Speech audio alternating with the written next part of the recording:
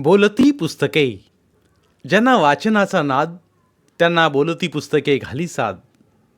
आमचं channel subscribe करा आणि सबस्क्राईब करायला इतरांनाही सांगा.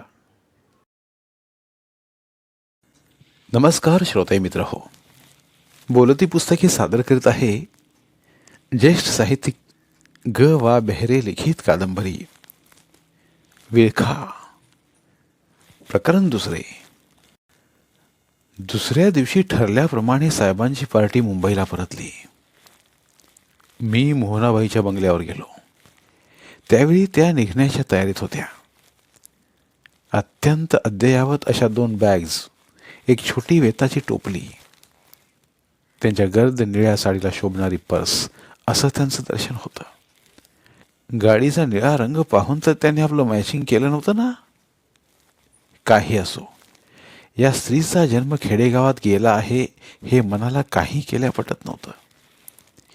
तिच्या चेहऱ्यावर शहरी उच्छृंखलपणा नव्हता, पण अभिजात रसिकता, सुसंस्कृत हालचाल आणि बोलण्यातील अदब यामुळे एखाद्या जुन्या पौराणिक चित्रात असावी तशी अद्भुत धुसर अस्पर्श अशी ती लावण्यवती वाटत होती.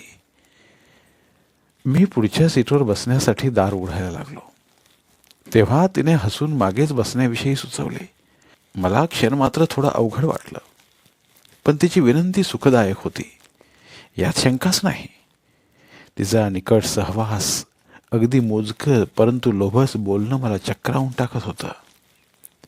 उत्तान सुगंधाचा घमघमाट नव्हता, परंतु एक गूढता निर्माण करणारा हलकासा गंध दोघांच्यातील अंतर कमी करीत होता.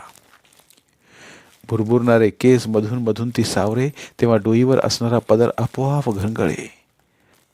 सारच काही अवगुंठित ठेवण्याचा तिचा यत्न तोकडा पडे. मग कधी नजरानजर झालीच तर ती सलज्ज हास्य करीत असे, ज्यायोगे मी मात्र शरमून जायचो. लगट न करता, जवळ न येता, उत्तानपणे न वागता तिने काही जवळीकीचं नातं मात्र निर्माण केलं होतं. तिच्या अंगावर अलंकार नव्हते. तिची वस्त्र प्रावरणे देखील फारशी श्रीमंती नव्हती, परंतु तिचं सारं अस्तित्व अगदी नीटनेटकं चापून चापून गेलेलं होतं. जसं असायला हवं तसंच वाटत होतं. ती बोलतच नव्हती असं नाही, एखाद दुसरा शब्द बोलायची, पण खूप बोलल्यासारखं वाटत असे. मध्येच तिने पर्समधून सुपारीची डबी काढली. मला हवी का हे खुनेनंच विचारलं. मी हात पुढे करताच डबी द्यायच्याऐवजी तिनं आपल्या हातावर काढलेली सुपारी माझ्या तळहातावर ठेवली. स्पर्श अपरिहार्य होता. तो तिने टाळलाही नाही किंवा ती अवघडलीही नाही. त्या मानाने मी खूपच बोलत होतो. आधीच आम्ही पत्रकार बडबडे असतो, त्यातच मी एका अद्भुत झऱ्याच्या काठावरून चाललो होतो. अनोखा श्रोता लाभला होता. माझ्याजवळ खूप किस्से होते, परंतु त्यातले थिल्लर किस्से सांगण्याचं धारिष्ठ्य माझ्यात नव्हतं. मध्येच काहीतरी निमित्तानं मी तिला हसायला भाग पाडलं. मग ती मान खाली करून अशी हसली की जणू काही आपलं हास्य कोणी पाहता कामा नये. जेव्हा ती असे हसू दडवण्याचा प्रयत्न करी तेव्हा ते हसू उलट सर्वांगाने बाहेर पडे. तिला आणखीन आणखीन हसवण्याचा मला मोह व्हायला लागला. माझ्या लक्षात आलं की हळूहळू तीही मोकळेपणाने हसायला लागली होती. कळीचं फूल होत होतं. क्वचित ती जबाबही देऊ लागली. लज्जासूचक चित्कारही काढू लागली, पण तिची मर्यादा मात्र तिने कधी सोडली नाही. सारा प्रवास एखाद्या वाहत्या पाण्याचा प्रवास असावा तसा खळखळत पुढे चालला होता. तो संपूच नये असं मला वाटत होतं. तिला काय वाटतंय हे विचारावं असं मला वाटलं, पण तेवढं धारिष्ठ्य नव्हतं. तिने गाडी थांबवायला सांगितली.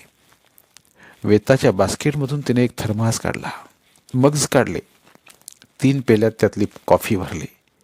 ड्रायव्हर आपला पेला घेऊन दूरवर गेला. मग आम्ही दोघं कॉफी पिऊ लागलो. थर्मासमधील काही म्हणजे काहीही मला आवडत नाही, पण का कुणास ठाऊक ती कॉफी मी आवडीने प्यायलो. पदार्थाची चव कित्येकदा देणाऱ्याच्या हाताने किंवा लाभलेल्या संगतीने बदलत असली पाहिजे. तिने ते मग्ज तसेच पिशवीत टाकले नाहीत. ड्रायव्हरकडून ते धुवून घेतले. पुन्हा एकदा तिने सुपारी देण्यासाठी हात पुढे केला. मी सुपारी घेण्याऐवजी तिच्या हाताकडेच बघत बसलो. ती म्हणाली, तुम्हाला ज्योतिष कळतं? क्षणभर मी भांबावलो. लगेच म्हणालो, थोडं बहुत कळतं. सांगा पाहू माझं भविष्य. असं म्हणत तिने आपला हात माझ्या पुढे केला. मी तिचा हात हातात घेतला. सुपारीचे कण तिच्या तळव्यावरती होते. ते काढून टाकण्याच्या निमित्ताने मी तो हात थोडासा चुरगाळला, झटकला. नाजूक गौरवर्णीय तळहातावरील रेषा स्वच्छ दिसत होत्या. खरं भविष्य सांगायचं असतं तर त्या रेषा मी नीट पाहिल्याही असत्या. भविष्यावर माझा विश्वास नसला तरी मला ज्योतिषाचं थोडंसं ज्ञान होतं. एकतर अज्ञात भविष्यात डोकावण्याची माझी इच्छा नव्हती आणि वर्तमान इतका सुखद असताना अज्ञात भविष्यकाळाची चिकित्सा मी करावीच कशाला. पण या भविष्यकथनाच्या निमित्ताने तिच्या शरीराचा स्पर्श मला घडत होता. निसर्गाने दिलेले लावण्य पुष्कळांच्या जवळ असते, पण माणूस सुद्धा त्या सौंदर्यात भर घालू शकतो. असे निरोगी नेटके हात, योग्य कापलेली नखं, जपलेली त्वचा, हे सारं पाहताना तारुण्यातील आसक्ती जन्म पावण्याऐवजी सौंदर्याबद्दल आदर निर्माण झाला. मोहनानं हात पुढे करावा, त्या हातानं मोहाचं निमंत्रण करावं आणि मी मात्र विवेकानं थंड राहावं. याला खरोखरीच काही अर्थ नव्हता. त्या मानिनीच्या मनात काय असेल हे मी कसं ओळखणार. प्रवास संपला. आम्ही हॉटेलात आलो. हॉटेलात आमच्या खोल्या राखून ठेवलेल्या होत्या. खोल्या मिस्टर आणि मिसेस जोशी अशा नावानेच राखलेल्या होत्या. 2 खोल्यात एकमेकांची संबंध ठेवणारे दार होते. मोहनाच्या खोलीत तिचं सामान आणि तिला सोडून देऊन मी माझ्या खोलीतील आराम खुर्चीत सिगारेट ओढत बसलो. आता काय बरं घडणार होतं. अनपेक्षित, अभूतपूर्व. माझ्या रुक्ष आणि कंटाळवाण्या आयुष्याला अचानक जरतारी कड लाभली होती. मी इतरांना स्त्रीच्या मोहात वाहवलेलं पाहिलं होतं, किंबहुना त्यांच्या हकीकती चविष्टपणाने लिहिलेल्याही होत्या. पण स्वतःहून अशा एखाद्या त्रांगड्यात मी कधी काळी सापडला जाईन असं मला चुकूनही वाटलं नव्हतं. खरं तर माझ्यासारख्याच्या आयुष्यात गूढ आणि गुप्त या शब्दांना काही अर्थ नाही. मला काही असामान्य रूप आणि किंवा अद्भुत व्यक्तिमत्व नव्हतं. काही कर्तृत्वाचा वारसा किंवा समृद्धीचा झराही माझ्या बापजाद्याने दिला नव्हता. कसा तरी रखडत मी पदवी परीक्षा पास झालो आणि आज या श्रेणीचा पत्रकार कसा झालो याचं माझं मला सुद्धा समर्थन करता येणार नाही. लोक म्हणतात माझी ही भाषाशैली चांगली आहे, काही धाडसी लेखन पद्धती आहे, मला फोटोग्राफी बरी येते.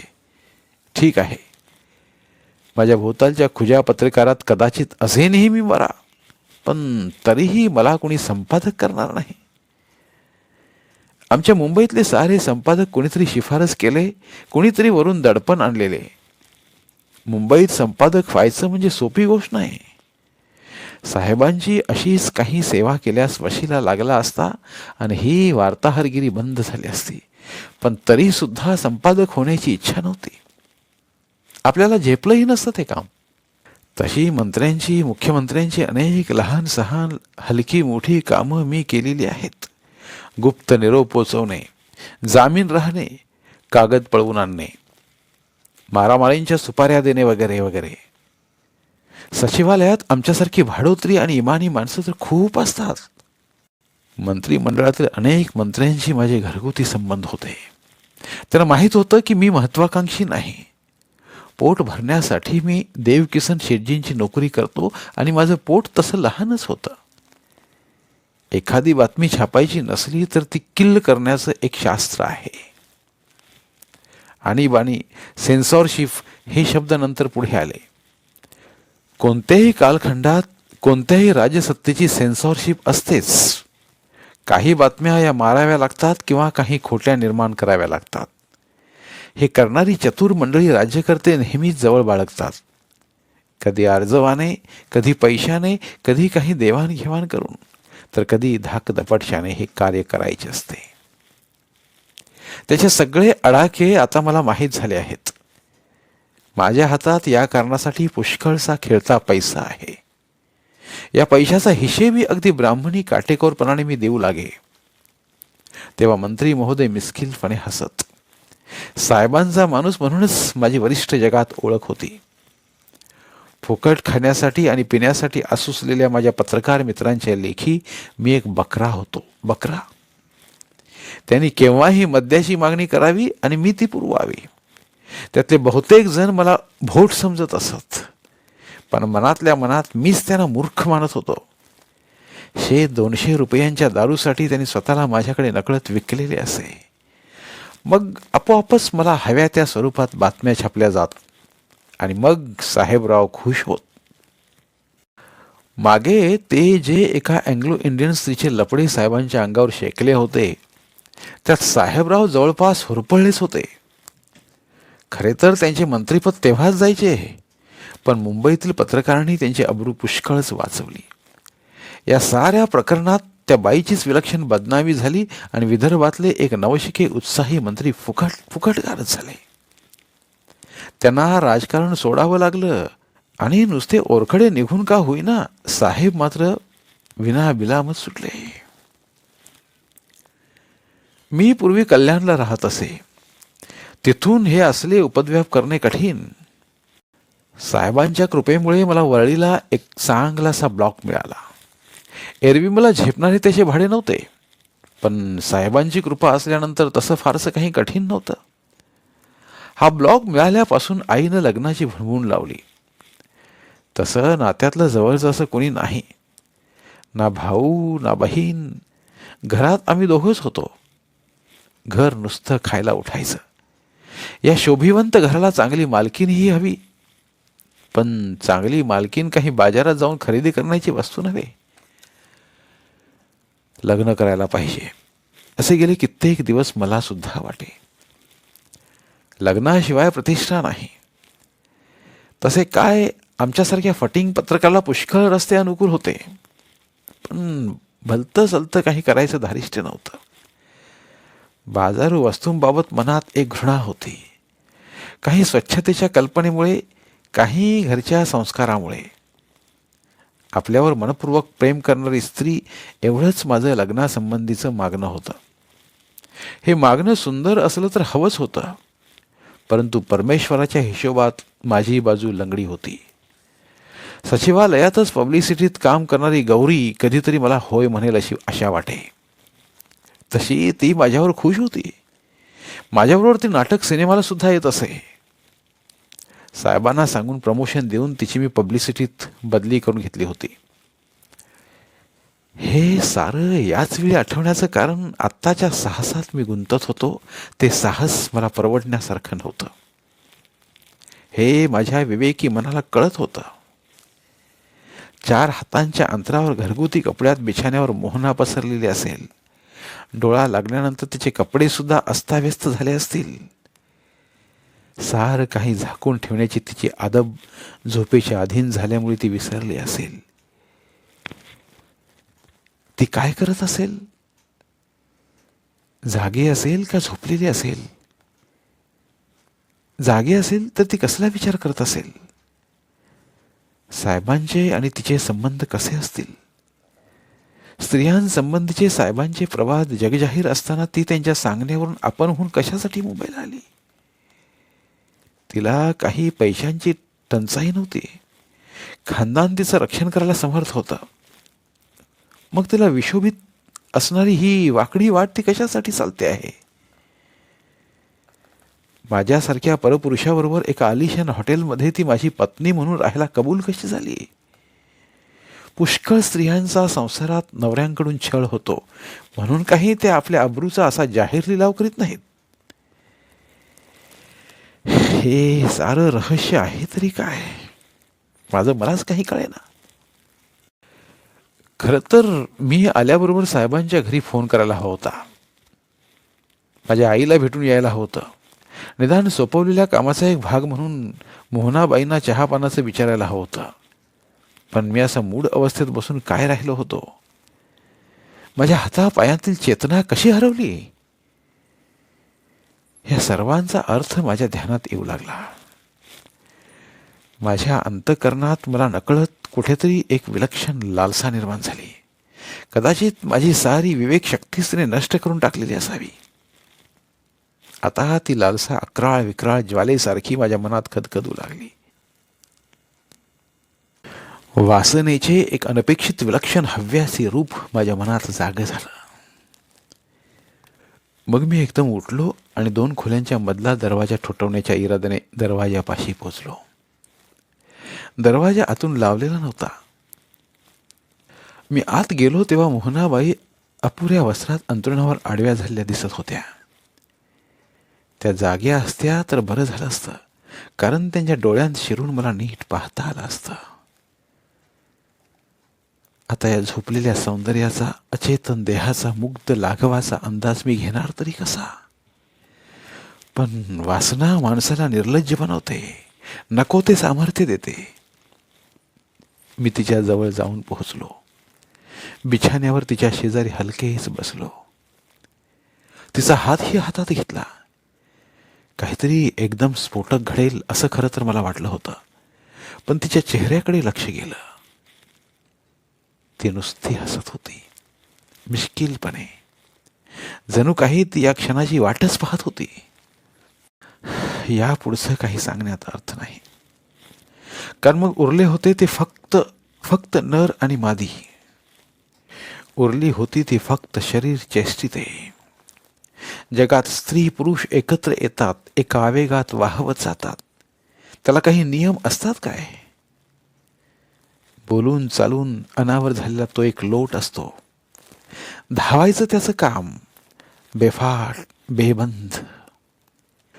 नाती गोती, अनुरूपता, काळ वेळ या साऱ्यांचे हिशेब त्या एका क्षणाबरोबर संपून जातात. वासनेचा तो गदारोळ एक विलक्षण किमया करतो. समोरची स्त्री आता खानदानी उरली नव्हती आणि अप्राप्य तर नव्हती. ती आता केवळ एक खेळणं झाली होती. लहान मुलांना एखादं नवं खेळणं सापडावं आणि त्या खेळण्यात तो सारे काही विसरून बसावा असंच झालं असेल नक्कीच. धन्यवाद. उर्वरित कादंबरी पुढील भागात.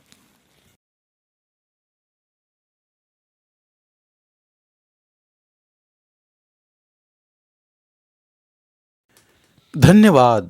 प्रिय श्रोते मित्र हो, आपल्यासाठी एक आवाहन. आमच्या चॅनलच्या प्लेलिस्ट विभागात तुमच्यासाठी शेकडो कादंबऱ्यांचे ऑडिओ बुक्स उपलब्ध आहेत. तिथे प्रत्येक कादंबरीचे सर्व भाग एकत्रित मिळतील. त्यामुळे सध्या सुरू असलेल्या क्रमशः कादंबरीच्या पुढील भागासाठी वाट पाहण्याची गरज नाही. तुमच्या वेळेनुसार तुम्ही संपूर्ण कादंबरी सलगपणे ऐकू शकतात आणि साहित्याचा आस्वाद घेऊ शकता. कृपया आमच्या चॅनलच्या होमपेजवर जाऊन प्लेलिस्ट चेक करा आणि तुमची आवडती कादंबरी निवडा. धन्यवाद.